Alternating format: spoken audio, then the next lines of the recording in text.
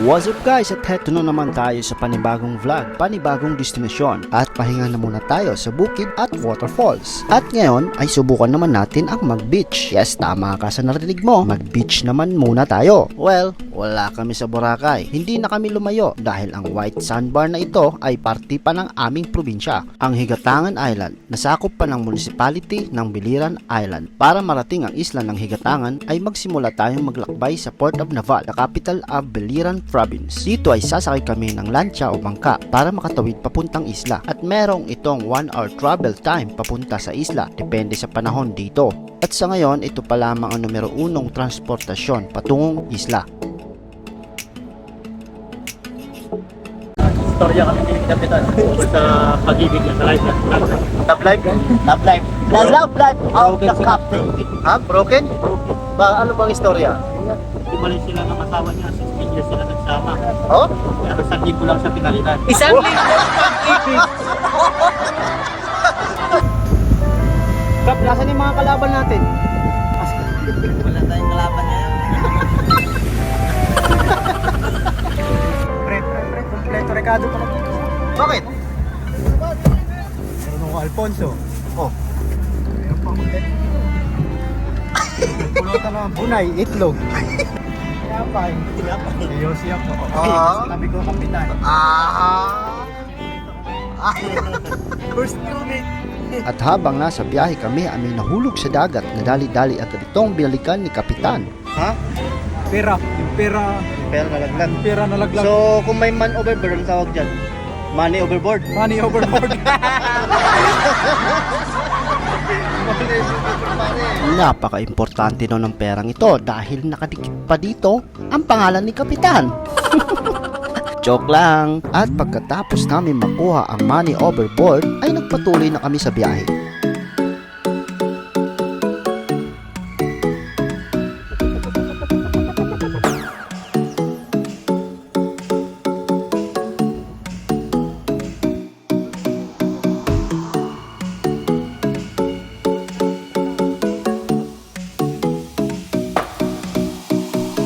At pababa pa lang kami ay tanaw na namin mula sa bangka ang sandbar ng Higatangan.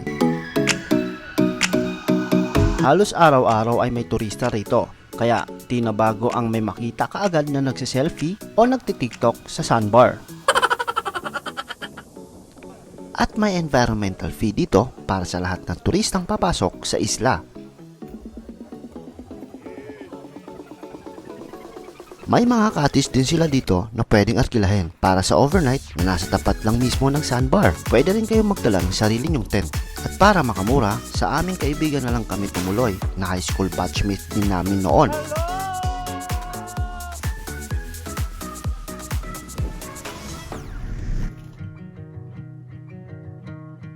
Napakatahimik dito sa isla at payak lamang ang kanilang pamumuhay dito.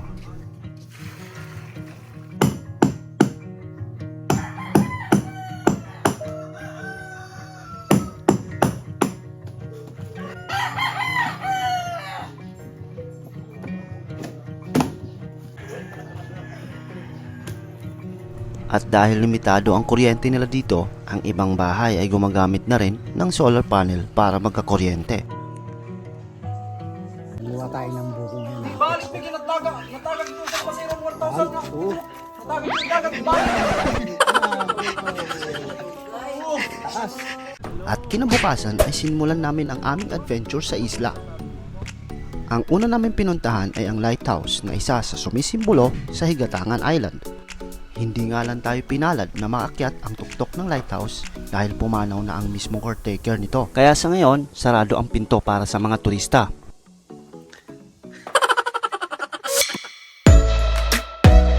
Ito ang Higatangan Lighthouse ng Barangay Mabini. Ito ay itinayo around 1980s na may taas na 40 feet. Ang nakikita natin ngayon ay hindi na ang original na lighthouse noon, dahil ang original na struktura nito ay gawa sa concrete na hugis octagon na may paikot na hagdan sa labas ng tower. Binago ito noong late 80s dahil sa kalumaan. Para mapigilan ang pagkasira ay ginawa itong stainless steel at nasa loob ang hagdan para mas ligtas ito. At bago kami tumuloy sa next destination na cliff diving, ay sinubukan kaming itour ng aming driver sa kambal na bato.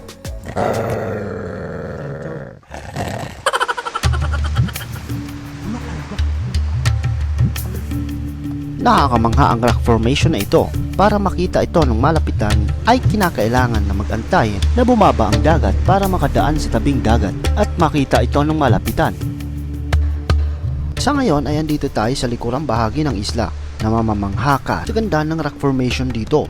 Ang higatangan ay nagmula sa salitang atangan, ibig sabihin is to wait o abangan in Tagalog. Ayon kasi sa mga sinaunang tao rito, ay maraming pirata ang dumaraan dito para mang-ambush ng mga bangkang may dalang kalakal o pagkain.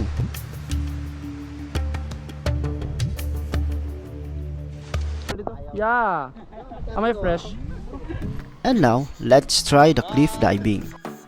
Ito ang hinagdan rock formation na pwede kang mag-free fall. May taas lang namang itong 40 feet, kaya hindi pwede sa mga matatakutin sa height dito. Taas ang taas?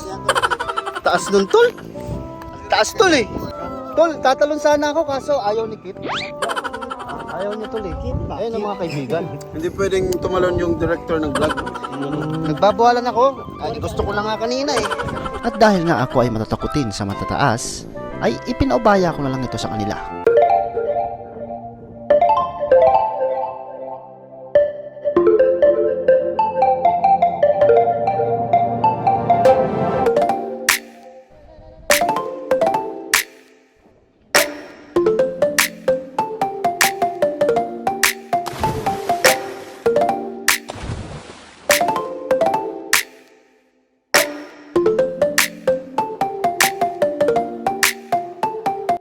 Tila nabiting kami sa aming pag-explore, kaya nagpaiwan na muna kami at bumba sa napakataas na bangin sa dagat.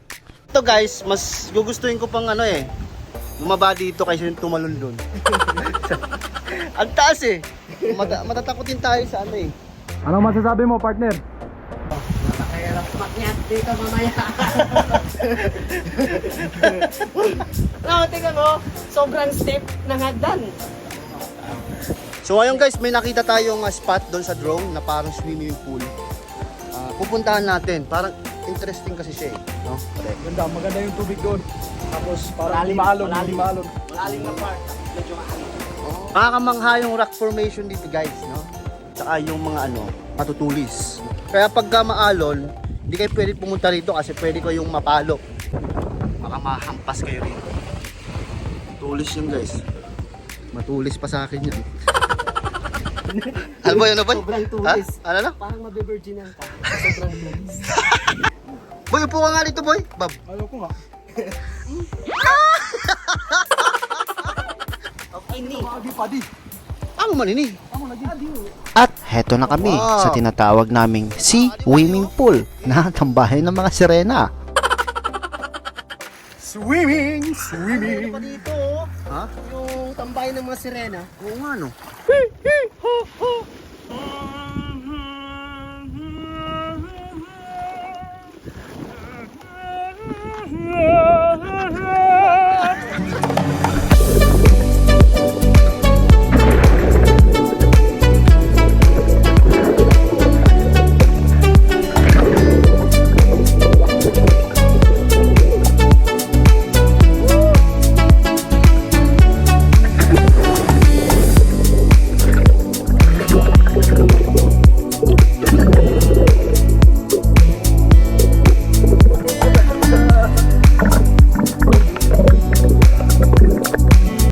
Ngayon, pabalik na kami guys at parang sulit, sobrang sulit. Hindi naman masyado sa akin. At dumako na kami sa aming last destination sa Luyo Beach Resort. Let's go! Marami pang resort na malapit at mapagpipilian nyo dito. Pero ito ang aming napili para makapag-chill pagkatapos ng mga activities na ginawa namin sa isla. Sa loob ng resort ay may pwede kayong arkilahang tent sa halagang 500 pesos overnight.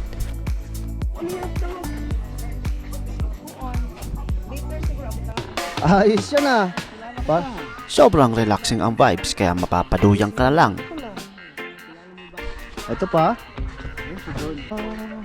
Boss, kayo po ba ang may-ari nito dito? Baka meron tayo dyan. Gutom. Sa halagang 500 pesos ay makakapag-cottage na ang buong barkada. may kasama na itong libreng picnic mat.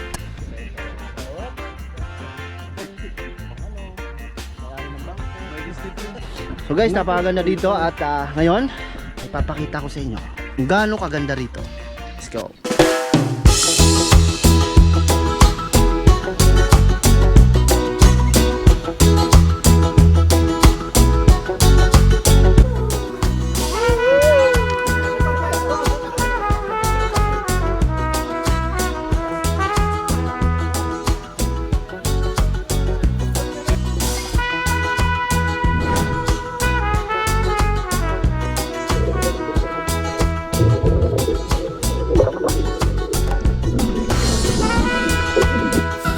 At syempre, di makukumpleto ang ating vlog kung hindi ko kayo may papasyal sa pinakasikat na sandbar dito sa Higatangan.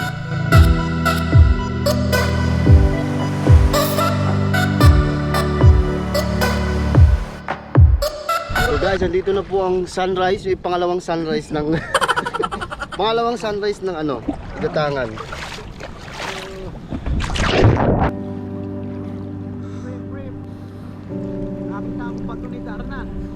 Sige, tirahin mo na. Huwag dyan pare. Si 10 out of 10 ako sa Higatangan dahil nag-enjoy kami ng sobra. Hindi kailangan na magarbong pagkain, inumin at matitirahan o maraming pera para makapag-relax, makapag-unwind. Basta mag-travel ka lang, mag-enjoy hanggang gusto mo at iisang tabi muna ang mga problema dahil problema lang yan dahil walang bagay sa mundo na sira na hindi naaayos. Kaya hanggang sa muli, maraming salamat sa pagsubaybay sa amin simula nung unang vlog namin. Ingat, God bless.